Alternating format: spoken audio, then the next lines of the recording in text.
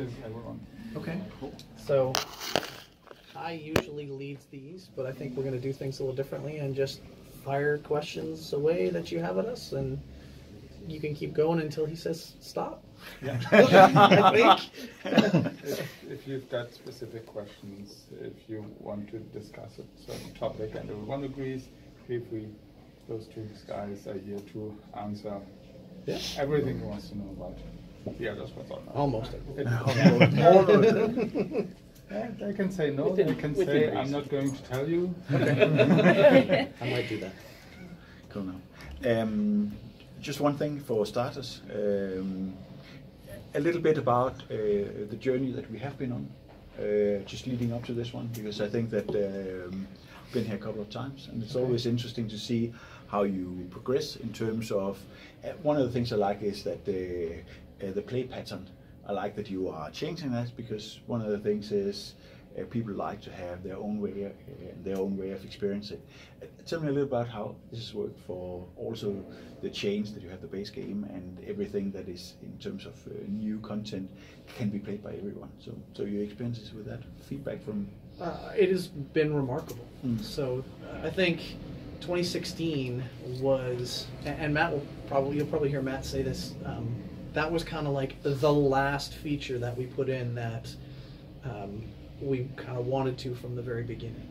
Like that made Elder Scrolls Online feel like Elder Scrolls.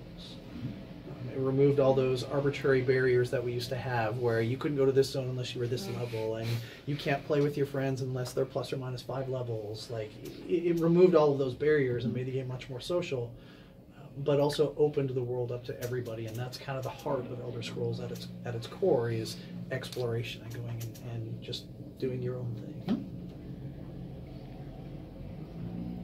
Are there any more plans to get better rewards in PvP? Like, at the moment, like, keeps are worthless. Like, we Wheeler really is love... banging that drum. Yeah? Yeah. So I cannot really ask you about PvP. I mean, you can ask. I might not be able to. Like, back in 2016, for example, like, you actually got a reward for being the top 10% player by getting master weapons, and I actually loved that fact. Now I can get like top tier 3 rewards in 1 hour of playing, even though the campaign is like 30 days. There is no incentive for me to keep playing on my same character. Right. And that's why you also have all the alliance faction switching and stuff like that. And you literally have people sometimes lock to their EP characters to steal the DC scroll. Oh wait, and then they just walk it back to their own alliance, you know? Right. So... Yeah, I mean, that's one of the reasons why we're bringing alliance locked campaigns back, to kind of get back to some of that kind of core. It's now opt-in, where certain campaigns will have that rule set enabled. But it's like character, right? Not account, right? No, if you go into an alliance locked campaign, you can only play that alliance. So whatever character you go in on first, that's the alliance you can only play for that duration of that campaign.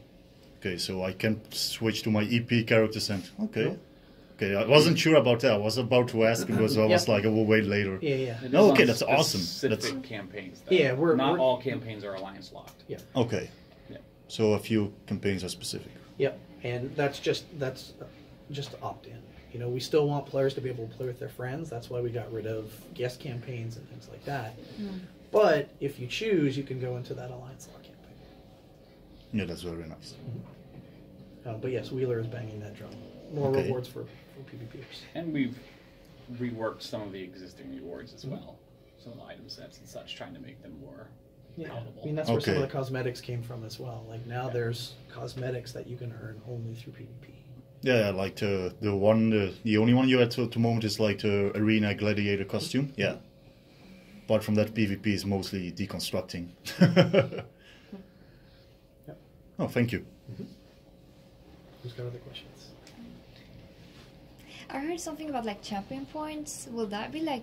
Will you guys be changing that? Because I like it, like personally, but I just don't know. Like I heard some different things. Okay. And so is like, can I know? For the time being, for update. So 21 was the first time we did this. Yeah. We didn't increase the cap. Yeah. So there's multiple reasons for this. One is that it's not the only, but one of the contributing factors towards a power creep that's been happening in the game for some time. It's a big part.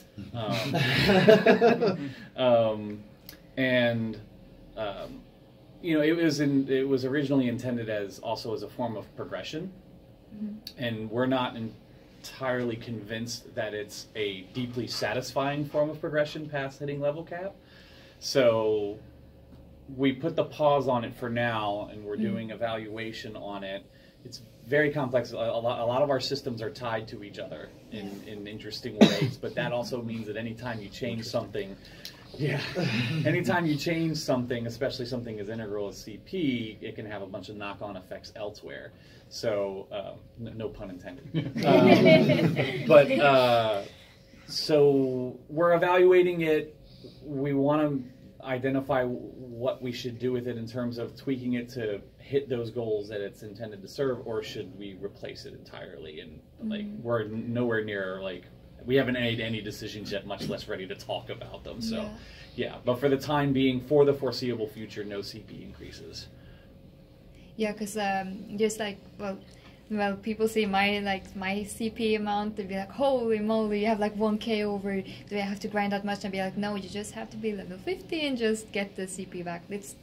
I've been actually grinding on NA and been going so much faster, because I remember when it was veteran ranks, like from veteran 10 to 14, 16.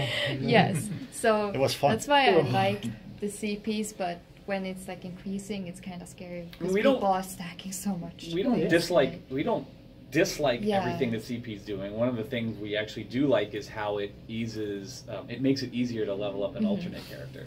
So that's an area where it's actually succeeding to some degree. But yeah, the system needs improvement in some way. And I look forward to we don't want to compound the problems we already have by Right. just continually raising the cap.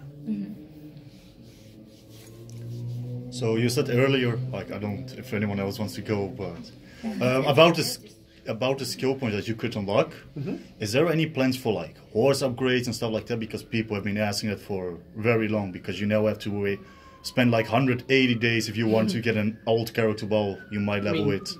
The horse upgrades. Do that with the riding lessons. Yeah, true, but right? not everyone wants to throw money at it. But I get it at the same time. The concept is this, which is the. Oh, okay, so the sky shard is also it's crown swords. It's not gold. You're trading money for time. I actually asked about it, okay, and they have finally happening. Yeah. Well, major skill 2. Well, so that's probably the next logical step, but we wanted to test it first to see how it would work, and then we'll kind of go from there. But skill lines is the other. See how the community reacts to it, or but you know, our crown stores do no harm, right? Like that's always been a mantra we've always said. Yeah, no, it's great. You can't buy power. This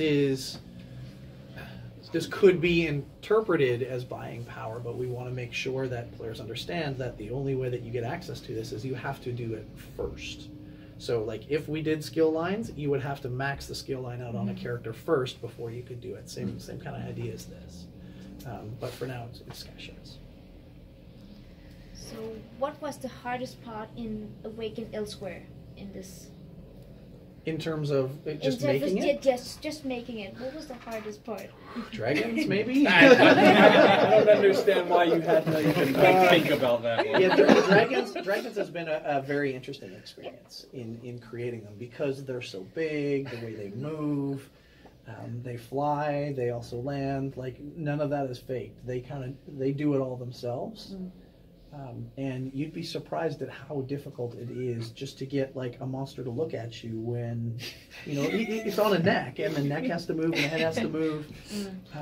You know, just the banking, the natural turning and whatnot, like that's all animation work that has to get done, and it's not canned animation, if you will. Like it is all kind of procedural stuff, and so that's been a huge part of that. It's a Russian doll of discovery of problems and stuff, right? To the point where we had to go back and make changes to our third-person camera to do dragons. Wow. Because looking up at a thing, like we noticed some problems as we tried to do that, so we actually went back and tweaked some of those behaviors and stuff. Like take that and extrapolate it out to just about every imaginable piece of fighting a dragon, and by far, like, at least from my perspective, that's been the thing that has been the most complicated and required the most attention. Yep. I was thinking, one thing that I think is really cool with Elder Scrolls Online is that all the quests are voiced and all the characters are voiced by real voice actors. And I was thinking, why did you make that design choice? It's amazing and it adds so much to the world, but I can only imagine how much time it must take. It's a very involved process, and we made that decision kind of late on in the life cycle of the product. But I think the reason we did it, you already touched on it really, which was it makes it feel better. You learn so much more from the emotion out of a character's, out of an actor than you would reading it or, listening. You heard RoboVO today, and it's robotic. It doesn't have quite the same feel. Right, and it just adds so much more immersion to it and makes the stories we're telling that much stronger. Mm. I have an unhealthy appreciation of RoboVO. Too much Wally. I kind of enjoy it when we're in. That's literally all we hear for the majority of development. Like, we know the stories we want to tell, and we give direction in all the lines. Like, the writers write in stage direction for all the lines. We don't actually get to hear the final recordings until it's essentially done. Like, they're recording the VO now. For real? Yes. Yeah. Like, John Cleese's VO got recorded 2 weeks ago, a week ago. Audio in general comes in At the very, late. very end. The Once music- we know we're not haven't- changing anymore, then we'll go in. I haven't and heard new record it. music yet, but I'm sure it's going to be great. I've heard new music, and it's awesome. So he's mixing it now. So. And that's just the English VO. Yes, it's got to be Because, localized. The French and German VO, they wait for the English to be done so they can get the same tone as the voice actors. Yes, of course. Yeah. Yes, Oh, wow. Yes. Okay. It is a long, complicated process. Now the visuals are again impressive. Now we're looking into, as you're launching also on consoles, that we're looking into a console generation that is getting pretty old. Any challenges in terms of giving console players the same experience as we now have the experience on PC? Yeah, there's always that challenge. It is a fixed set of hardware, and you can't ever change that hardware. On PC, you start adding new things. Oh, we need more memory. They just put a new stick of memory in, and away they go. That doesn't work on console. So there's lots of technical challenges like that that we have to look at. We just went through that, trying to solve that problem with the Necromancer. Because the Necromancer is all new player animations, which have to be loaded all the time, and those kinds of things. You've mentioned the Necromancer. What's your favourite thing about this new class? What are you most excited for players to kind of get stuck into with the Necromancer? I think it depends on the player. I think your deep endgame players are gonna appreciate a fresh play pattern that is very position centric, that deals with corpses. Though players are used to thinking about their position and their enemy's position. Yeah. Now you have a third variable, which is where are my corpses? Because they're very important. So I don't know how much you've gotten to mess with it, but like the impact of certain spells when you plant them on a corpse is pretty dramatic. Yeah. So I think for those players, that's the high. We're trying to go for easy to learn, difficult to master. That's the difficult to master part of it. But I think for all players, I think it's that fantasy, right? It's that fantasy of lifting these things from the ground, and also it's nice that you don't have to micromanage them, right? Like that was a big conscious decision we made early on. It's like we don't want you to have to micromanage these pets. So how do we do that? And what you see now is our answer to that. And I think that's pretty satisfying. I love things like the third skull, the bigger skull. I don't know how much you've played with the skull ability, but every third one is more significant. Actually, if you do that stuff in first person, it looks really cool. We put a little more work into first person animations and effects and stuff. So I think that's some of the coolest stuff about it. Does the corpse system work the same as the Stamina Templar Repentance system? So whereas one's... To a degree, yes. We actually made some updates to that affect Templars. So Okay. it's no longer, all corpses now are essentially instanced per player for use. So whereas it used to be a Templar would use the corpse Yeah, exactly, and after it's that's- gone, Yep. now any number of Templars can use that same corpse. Yeah, that's what I any meant. number of Necros can use the same corpse. Okay, as so any well. necromancer, it's not like first necromancer is like Correct. dips my corpses, you know? Rich is the guy who stole all the corpses. Is the Templar. I was quicker on the draw than everybody else. Well, it would be a smart tactic if you face like a necromancer, you know, you quickly do that. Like that's pretty Well, so smart. the corpses that you generate as a necromancer are instants just to you. Just to you, that's true. Okay. So, like, The you can't have a right. raid full of necromancers and one person using all the corpses. Like, you can only use the corpses you generate. Yeah, And then the enemies that die. Yeah, and The then any enemies that enemies die that are die. for everyone. If you create it with one of your abilities, it's only for you. Okay. Okay, so enemy who dies is pretty much first come first serves. No, or the that's enemies also who die are the ones usable by everyone. okay. So one. And then Okay. once Yeah, you so create, if it's only I abilities summon you use. my own skeletal bomber and sick it on you and it blows up on you, only I can consume that corpse. Okay. But if you die there, anybody can run around and everybody gets their own turn at you. Okay. Phrasing. Yeah. Don't use that out of context. It would be nicer if we didn't have to walk down two stairs first, you know. Okay. Mentioned that in the new Sunsprire Trial that there will be a mount reward if you collect or if you finish it on the hardest difficulty. Yeah, if you do all of the achievements, basically, Oh, okay. if you 100% the zone, you will earn a mount. Are there plans to add in those kind of features for older trials as well? Not right now. We want to see how it goes and how. I assume players are going to be like, "This is the greatest thing ever," and then we'll have to, figure out what we want to do. Yeah. But we're always trying new things and trying new ways to incent players to do this kind of stuff. Because those things are so nice to have to just like ride around on your mount, showing that you're a badass. And That's exactly why we do it. Yeah. It's all Yep. about flexing with those mounts, Yep. honestly. Yeah, exactly. That's what I'm doing. I'm sorry, we already reached the last question, so whoever wants to go. Who's got the One best more? question? Yeah. Who's got the best question? I have one, but people hate me. Go. PvP Go. lag? PvP lag?